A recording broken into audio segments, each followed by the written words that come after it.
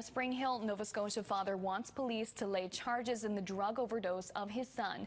24-year-old Mike Galpin died last July, 1 month after 20-year-old Cody Cook of Amherst died. The young boy we told you about last night. CTV's Rick Grant has more on Galpin's death and what RCMP call a growing prescription drug problem in Amherst. Last July 22nd, Scott Galpin faced the most heartbreaking decision he ever had to make about his closest friend and son, Mike. I had to make the decision to pull the plug on him. 2 days earlier, Scott and 24-year-old Mike were keeping in touch by Facebook throughout the evening as they watched UFC fights. He told me he wanted to get high.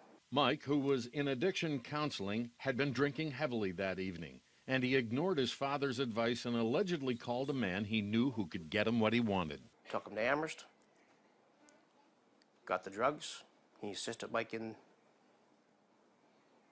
shooting himself up, and instantly he died. The medical examiner's report concluded that extreme amounts of hydromorphone, Dilaudid, and alcohol killed the 24-year-old father of two. Scott Galpin alleges the man who helped his son also sold prescription drugs to Cody Cook, who had OD'd a month earlier. I think someone needs to be held accountable for deaths, two deaths of two young people. Amherst Police Chief Ian Naylor says there is a prescription drug problem in the Amherst area. He says he doesn't know if it's any worse than other communities in Nova Scotia, but he says the street crime unit, which is made up of the Amherst and Spring Hill police departments as well as the RCMP, is seeing more evidence of prescription drug abuse. The majority of the information they're getting now is on prescription drugs, including the one Galpin OD'd on. What we're seeing right now is the hydromorphone, and the Percocet and the oxycodone. Those are the ones that are coming up more often. Naylor pointed to successes the street crime unit is having, including charges against a local hospital employee. Has been charged for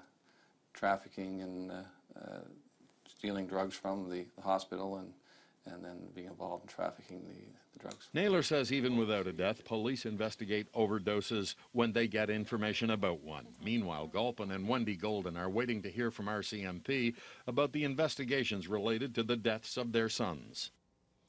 And Galpin says, as the driver of a carpool of 4 people going to New Brunswick, he saw that, by the way, that carpool included his son and Cook. He saw transactions of prescription drugs and prescription drug use. He says it is easier to get prescription drugs in the Amherst and Cumberland County area than it is to get marijuana.